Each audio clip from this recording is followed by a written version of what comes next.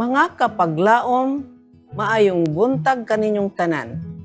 Ang atong hilisgutan karong Abril 19, giuluhan og ang iyang kamatuoran. Ang atong teksto makita sa Juan 8:32.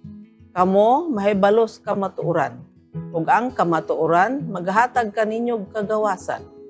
Kapaglaom, si Ruo Onada, usa ka sundalo nga midumili sa pagtugyan sa iyang kaugalingon sa diha nga ang emperador sa Hapon may surrender ni adtong 1945. Nagpabilin siya sa lasang nga nagtago sulod sa kauhaan og 9 ka tuig. Dugay na human matapos ang ikaduhang gubat sa kalibutan.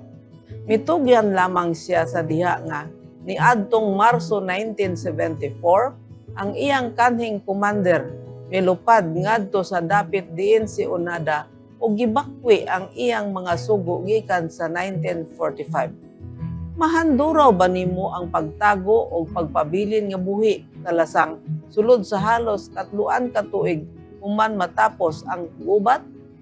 Unsa man ang mahitungod kanato? Nagkinabuhi ba kita uban sa kalipay sa kaluwasan nga nakabot ni Hesus alang kanato ug nagpabilin ba kita ilalom sa yugo sa kahadlok? Adunay duha ka hingpit nga nakalahi nga mga matang sa mga Kristohanon karon. Ulipon og tinubos. Og kasagaran nimo masulti ang kalainan diha-diha dayon. Makapasubo nga makita ang daghang mga Kristohanon nga nagtago pa sa reliyoso nga lasang nga nagkinabuhi sa lisod sa sulod sa 2,000 ka tuig ang milabay human ang kusog nga pagtuaw ni Hesus tapos na. Milanog sa tibok universo, Juan 19:30. Sa Ebanghelyo ni Juan ang kamatuoran suod nga nalambigit sa persona ni Hesus, Juan 1:14-17. Ipahibalo ni Hesus nga siya maong kamatuoran. Ako mao ang dalan ug ang kamatuoran ug ang kinabuhi. Walay bisan kinsa nga makaadto sa Amahan gawas kon pinaagi kanako. Juan 14:6. Balik sa Juan 8. Si Hesus nakigsulti sa mga Hudiyo nga unta mituo kaniya. Kung pabilin kamo sa akong pulong, nan kamo tinuod gayud nga akong mga tinun-an. Ug may balo sa kamatuoran. Ug ang kamatuoran maghatag kaninyong kagawasan. Apan gipahinumduman si Hesus sa mga tigpaminaw nga sila mga kaliwat ni Abraham sa hingpit nga pagbaliwala sa ilang kasamtangan nga pagdaog-daog ubos sa mga Romano ug sa pagwagtang sa ilang nangagi nga pagkaulipon sa Ehipto ug Babylonia. Sila nagaangkon nga wala gayud sila maulipon kang bisan kinsa. Unsaon man sila pagpahigawas. Dinhi tin-aw nga gipahayag ni Hesus nga ang kagawasan dili makita sa imong kaliwatan, gigikanan o reliyoso nga sistema.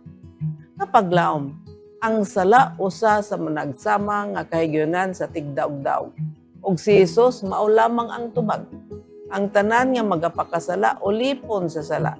Ang ulipon dili magapuyo nga dayon diha sa panimalay, apan ang anak magapuyo nga dayon. Tungod niini, kung ang anak mao ang maghatag kaninyong kagawasan, kamo mahimo gayud nga mga taong gawas. Versikulo 34 taman sa 36. Ang gubat nadaog na. Si Hesus madaogon. Ayaw pagpaulipon sa kahadlok, apan pagmaya. Siya sa pagkatinuod nagpahigawas. Magampo kita. Diyos og may gugmao namo nga man sa langit, salamat nga ang kahibalo sa kamatuoran, maghatag ka namong kagawasan. Tabangi kami nga among kuptan ang kamaturan, nga among nahibalaan aron nga among matagamtaman ang kagawasan nga imong gihatag sa imong katawan sa ngalan ni Hesus. Amen.